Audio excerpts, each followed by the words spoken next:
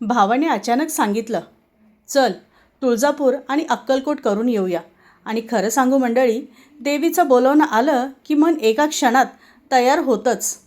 अशा प्रकारे आमचा प्रवास सुरू झाला, पुणे ते सोलापूर. नमस्कार मंडळी, श्री स्वामी समर्थ. आधी आम्ही तुळजापूरला जाण्याचा निर्णय घेतला. सोबत भाऊ आणि त्याचा परिवार, मी आणि माझे मिस्टर असे होतो. भावाची मुलगी माझ्यासोबत खूप रमते, म्हणून पूर्ण प्रवासात ती जास्त वेळ माझ्याजवळच होती आणि त्यामुळे प्रवासाला अजूनच एक गोड आनंद मिळाला. मंडळी, तुळजापूर म्हणजे फक्त एक मंदिर नाही, तर लाखो भक्तांच्या श्रद्धेचं, विश्वासाचं आणि नवसाचं शक्तिस्थान आहे. अर्ध्या महाराष्ट्राची कुलदैवत आई तुळजाभवानी. असं म्हणतात, छत्रपती शिवाजी महाराजांनाही याच देवीने आशीर्वाद दिला होता.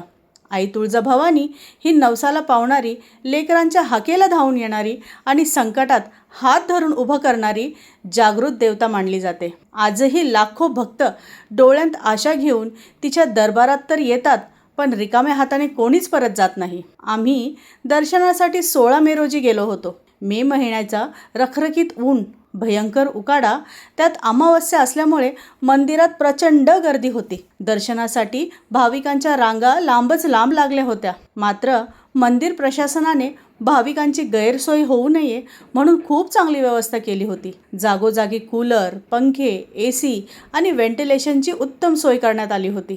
त्या प्रचंड उन्हात लहान मुलं खूप त्रस्त झाली होती. खरंच मंडळी, त्या छोट्या लेकरांना मनापासून मानाचा मुजरा. इतका संयम, इतकी सहनशक्ती आणि तरीही चेहऱ्यावर भक्तीचा भाव. शेवटी जवळपास 1.5-2 तासांनी आम्हाला देवी आईचं दर्शन मिळालं. आणि खरं सांगू का, तो क्षण शब्दात सांगणं अगदी अशक्यच आहे.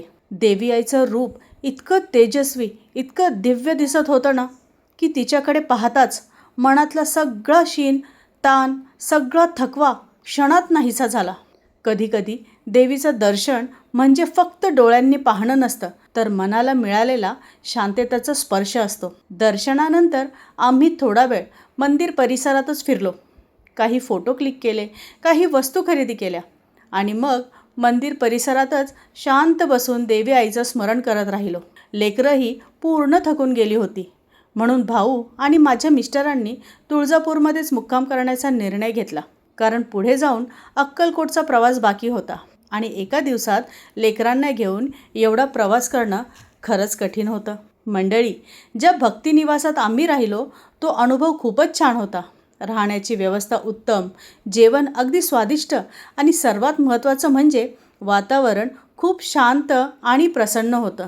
हो, थोडंसं कॉस्टली होतं, पण कधीकधी या धावपळीच्या आयुष्यात स्वतःलाही थोडासा आराम देणं तेवढंच गरजेचं असतं.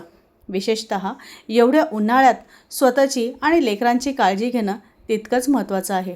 जर तुम्हालाही या भक्तिनिवासाबद्दल माहिती हवी असेल तर कमेंटमध्ये नक्की विचारा. मी आनंदाने त्याचं नाव सांगेन. बाकी मंडळी, तुळजापूरमध्ये देवी आईचं दर्शन इतकं सुंदर झालं की मन अक्षरशः भरून आलं.